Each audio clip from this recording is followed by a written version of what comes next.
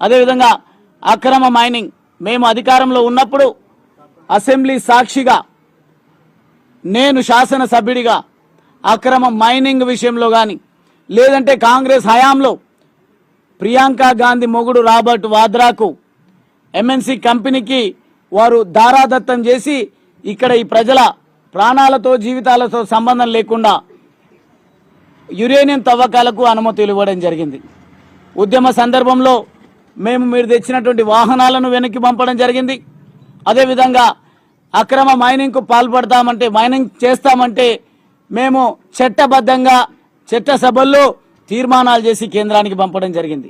కానీ ఈరోజు ఏం చేస్తున్నారు? మైనింగ్ మాఫియాను ప్రోత్సహించడం కోసం మైలారం అనే బల్మూర్ మండలంలో ఉన్నటువంటి గ్రామానికి మీరు పెద్ద పెద్ద మిషన్స్ దించి అక్కడ ప్రజల జీవితాల్లో చెలగాటమాడుతూ ఉన్నారు.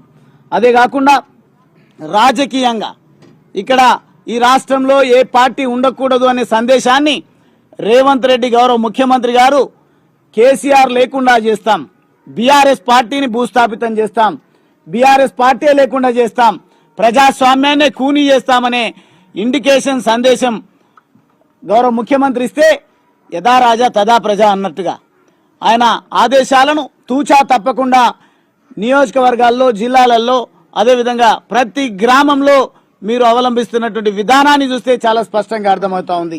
అదేవిధంగా ఎలక్షన్ల సందర్భంగా ఎక్కడికక్కడ ప్రజలను భయభ్రాంతులకు గురి చేసి వగల ఏడుపులు ఏడ్చి అలవిగాని హామీలు ఇచ్చి నెరవేర్చలేనటువంటి స్థితిలో ప్రజల ఆలోచనలను చర్చలను ఈ దాడుల వైపు రాజకీయాల వైపే మళ్లించాలి తప్ప మేము ఇచ్చినటువంటి హామీలను నెరవేర్చలేము అనే కన్క్లూజన్కు వచ్చి మీరు ఈ రకంగా దాడులు చేస్తున్నట్టుగా అర్థమవుతా ఉంది.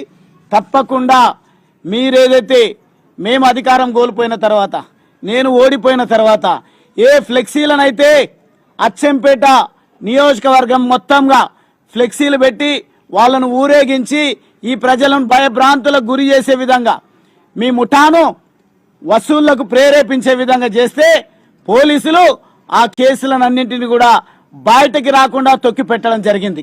ఈరోజు వ్యాపారుల నుంచి 20 లక్షలు ఇస్తారా 30 లక్షలు ఇస్తారా ఇవ్వరా, మా దొంగ ముఠాల సంస్థ ఎట్లా జీవనం కొనసాగాలి, మేము మా మనుగడ ఎట్లుండాలని వాళ్ళేదో సమాజానికి ఏవో సేవ చేస్తామన్నట్టుగా యాంటీ సోషల్ ఎలిమెంట్ సంఘ విద్రోహ శక్తులు కావలసినటువంటి చందాలను వసూళ్లను అక్రమ బెదిరించి అక్రమ వసూళ్లను ప్రోత్సహిస్తూ ఈరోజు స్థానిక ఎమ్మెల్యే వాళ్ళను వెనకేసుకుంటూ రావడం, జైళ్లలో ఉన్నటువంటి వాళ్ళను బయటకు తీసుకొచ్చి మర్డర్లను కూడా బయటకు తీసుకొచ్చి అచ్చంపేట ప్రజలను ఆందోళన గురి చేయడమే కాకుండా నాకు సైతం హెచ్చరికలు చేస్తూ ఉన్నారు.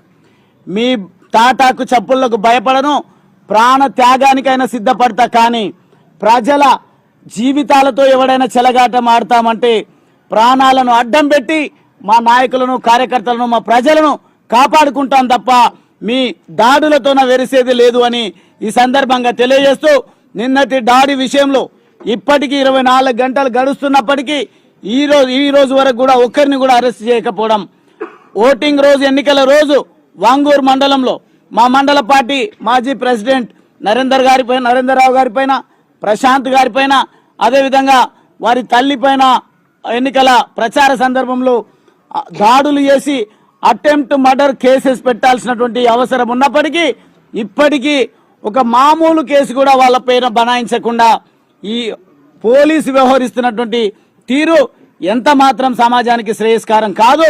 దీన్ని మేము తీవ్రంగా ఖండిస్తూనే స్పందించినరా సరే లేదంటే హ్యూమన్ రైట్స్ కమిషన్కు వెళ్తాం, కోర్టులకు వెళ్తాం. ప్రజాస్వామ్యంలో ఇటువంటి ప్రజా వ్యతిరేక శక్తులను ఖచ్చితంగా ప్రజలే వారికి బుద్ధి చెప్పే విధంగా ప్రజల్లో చైతన్యం నింపుతాం, ధైర్యాన్ని ఇస్తాం, ఎంతటి త్యాగానికైనా సిద్ధపడతాం.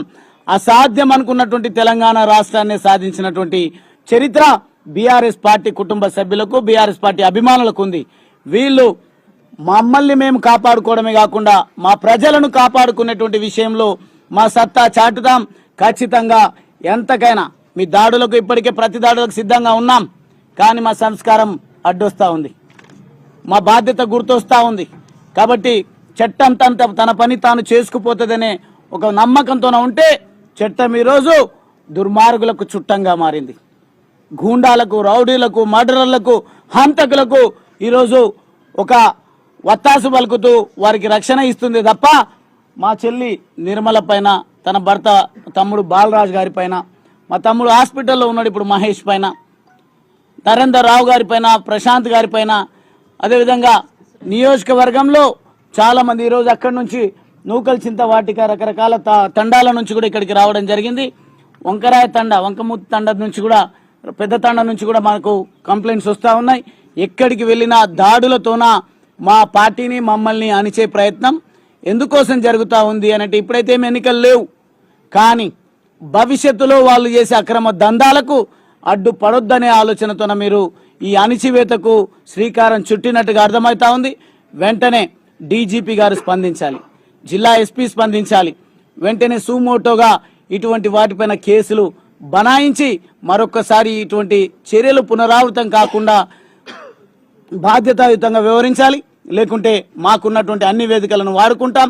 ప్రజాస్వామ్యాన్ని కాపాడడం కోసం, మా ప్రజలకు రక్షణగా ఉండడం కోసం ఎంత త్యాగానికైనా సిద్ధపడతాం తప్ప మీ బెదిరింపులకు వెరవమని సందర్భంగా తెలియజేస్తూ ఈ సంఘటనలన్నింటినీ కూడా నేను తీవ్రంగా ఖండిస్తూ